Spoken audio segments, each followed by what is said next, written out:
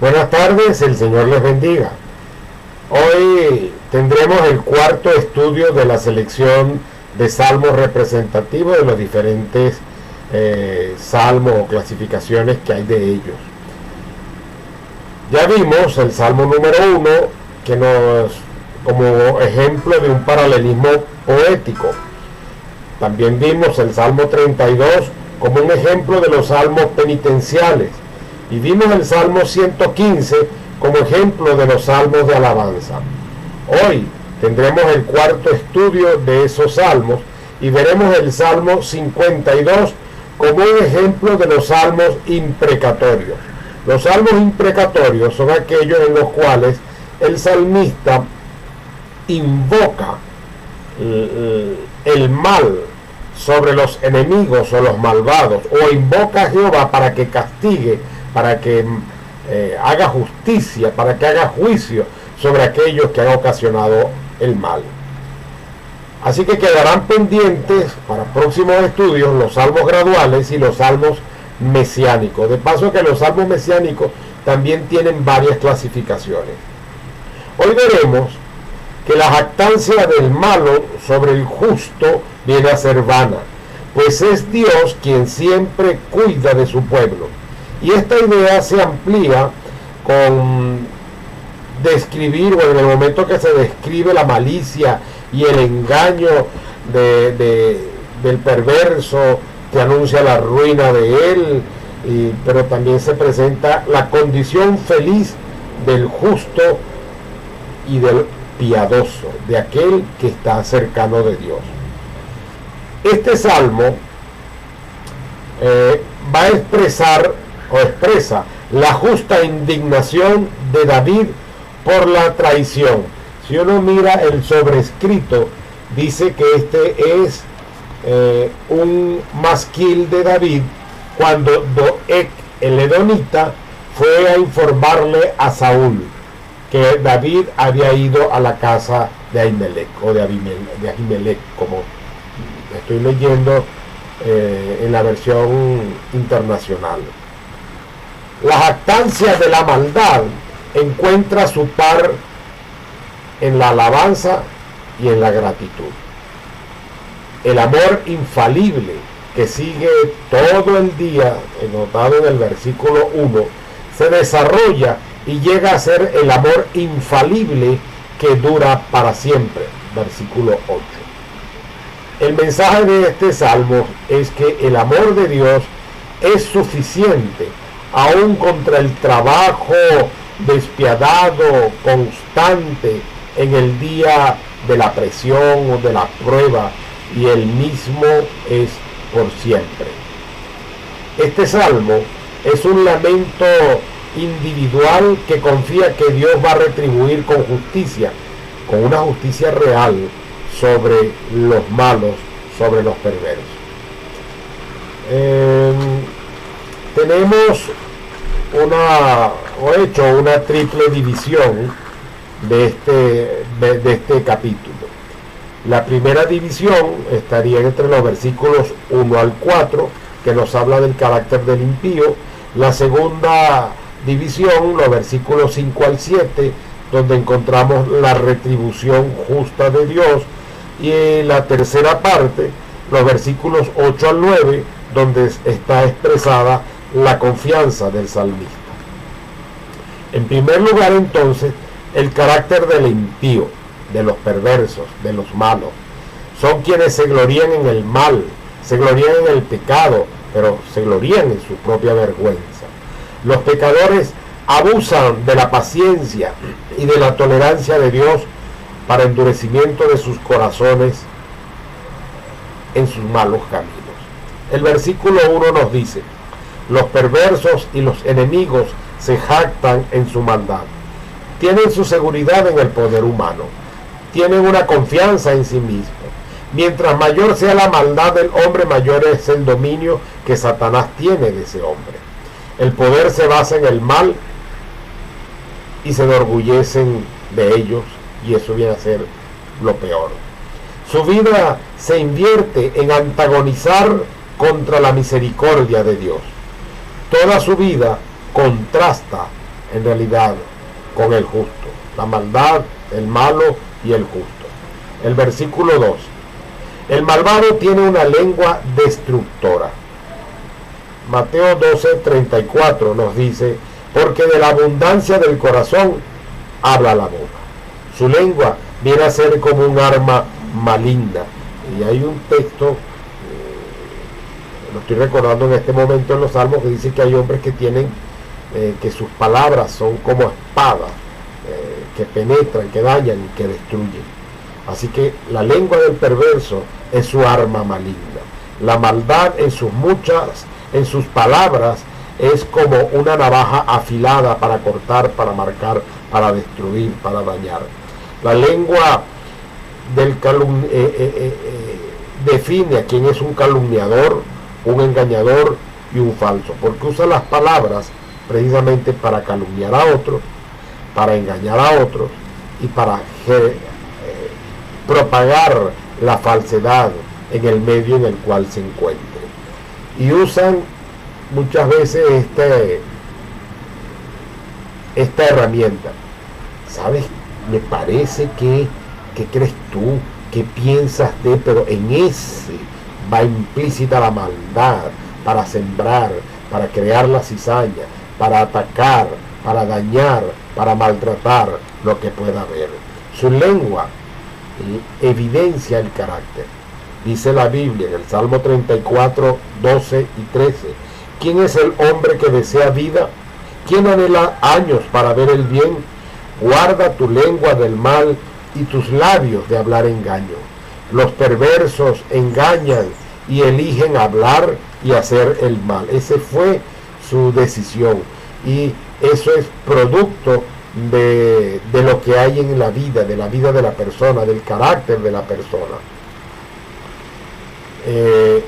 Otro texto, en las muchas palabras nos falta el pecado, y de lo que tiene el hombre en el corazón habla la boca, nos dice también la Biblia. Proverbios 12:17, el que habla verdad declara justicia, pero el testigo mentiroso hace engaño. Versículo 3, el carácter es la base de lo que dice, con respecto a los valores éticos, con respecto a las normas de verdad. Aman el mal, pareciera que su voluntad no solo se resiste al mal, sino que lo busca y lo abraza. Si miramos el versículo 4, ahora dice, el mal obrar y hablar del perverso se hace evidente. Usa la verdad solo en la medida en la que causa mayor daño. Si la verdad sirve para dañar a otro, la usa. Si no, mientras tanto, usará la mentira para causar daño, el engaño para afectar a otros. Es una persona que intencionalmente engaña, que intencionalmente hace mal. Aquí se usa la palabra perversa como sinónimo de perniciosa, de devoradoras, que destrozan completamente, palabras que destrozan completamente al otro, a la persona de quien hablan o de quien se refiere. En Santiago 3, 5 al 6 dice, así también la lengua es un miembro pequeño, pero se jacta de grandes cosas. Mira cómo un fuego tan pequeño incendia un bosque tan grande.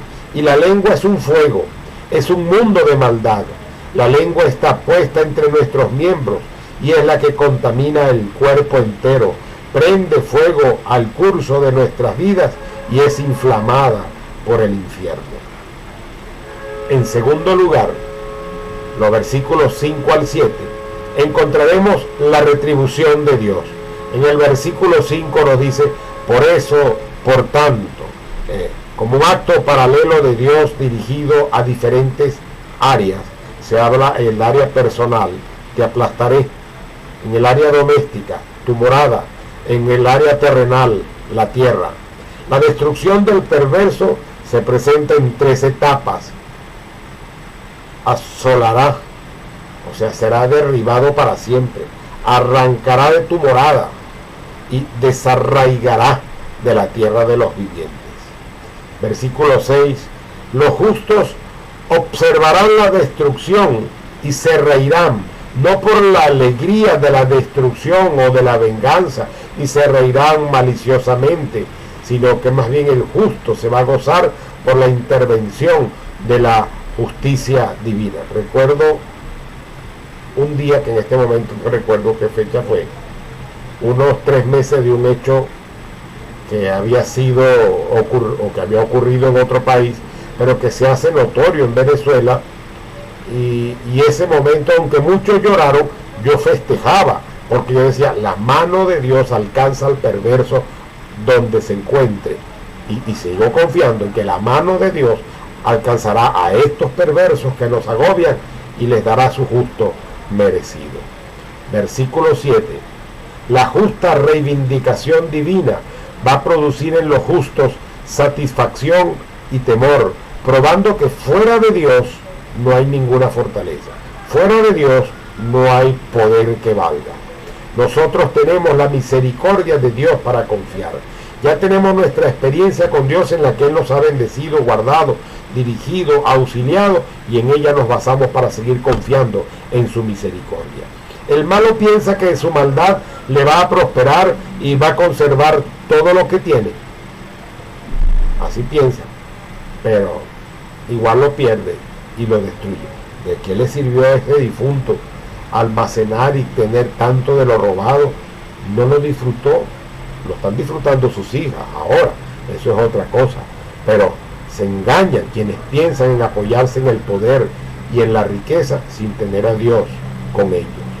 Hebreos 10, 30 al 31. Porque conocemos al que ha dicho, mía es la venganza, yo pagaré, y otra vez el Señor juzgará a su pueblo. También dice el versículo 31, horrenda cosa es caer en manos del Dios vivo. Y esa horrenda cosa y ese castigo va para todo aquel que hace lo malo, que es perverso y que daña y que afecta, aunque esté vestido y parezca como santo. Los versículos 8 al 9 nos presentan la tercera parte de este salmo, y aquí se expresa la confianza del salmista. La confianza del justo está puesta en la misericordia de Dios, en contraste con el malvado. Los que ponen su fe y su amor en Dios van a adorar al Dios vivo. Para eso van a llevar una vida de fe, van a llevar una vida de santidad, y deben coincidir la fe con la santidad, y llevan una vida de confianza en Dios y en su gracia. Muchos expresan y que una fe, pero hay dudas de su santidad, hay dudas de su testimonio. Entonces, una vida de alabanza, una vida de confianza en Dios y en su gracia, una vida de santidad y una vida de fe, es lo que va a caracterizar o va a mostrar a aquellos que en realidad aman y adoran al Dios vivo, y que la Biblia dice que serán como un olivo verde. En el cielo, los justos van a echar raíces por siempre, nos lo presenta aquí. Los malos serán desarraigados para que perezcan por siempre. Pero el creyente ve que Dios va a aniquilar a quienes no tienen a Dios como su fortaleza, y va a aniquilar a tanto depravado a nivel mundial que usa el poder para transmitir, para propagar, para promocionar la perversidad, el pecado y la maldad del hombre, bajo comillas de que él puede decidir, es su decisión, eso depende. No hay depende. La Biblia nos habla de absoluto que nosotros debemos seguir y hacer.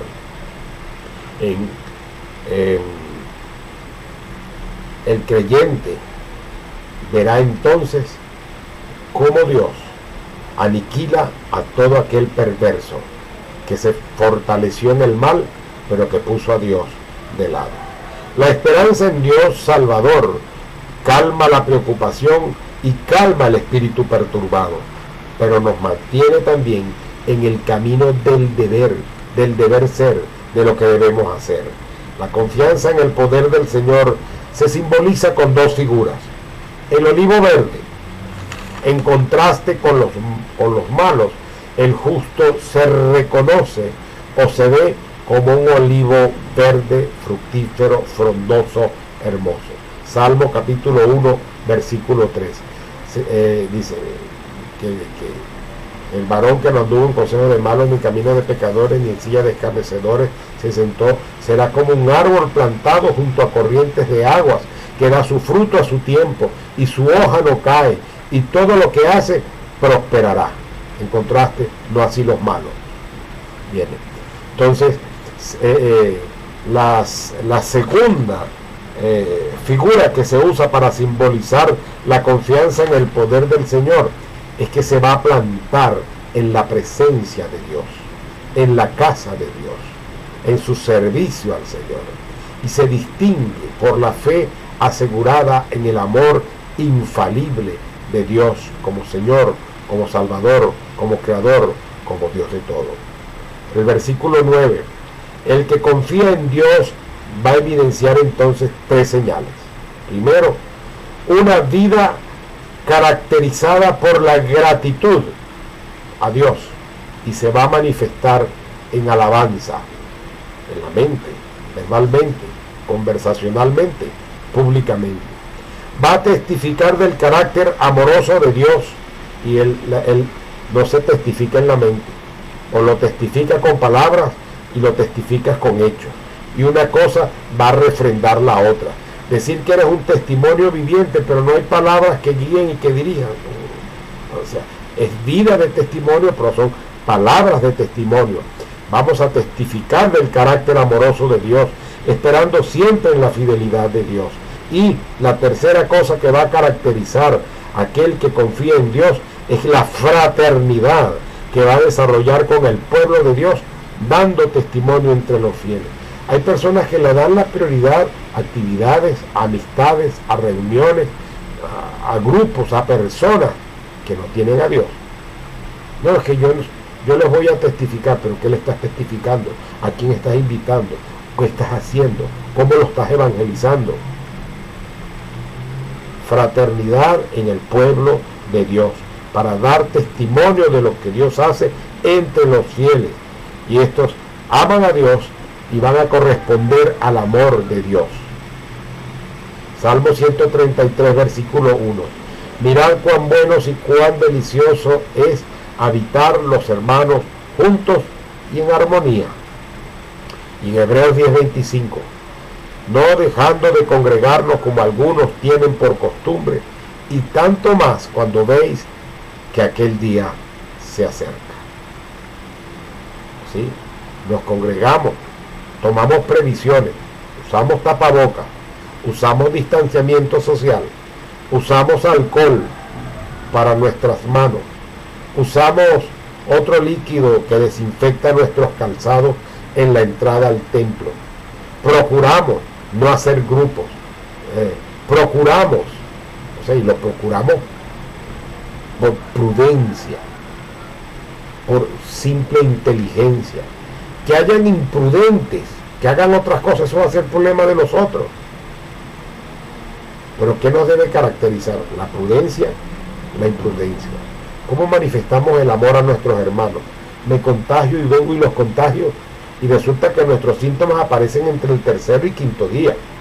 O sea que usted puede venir a una reunión contagiado y contagiar a todos los que están con usted si no toma las medidas.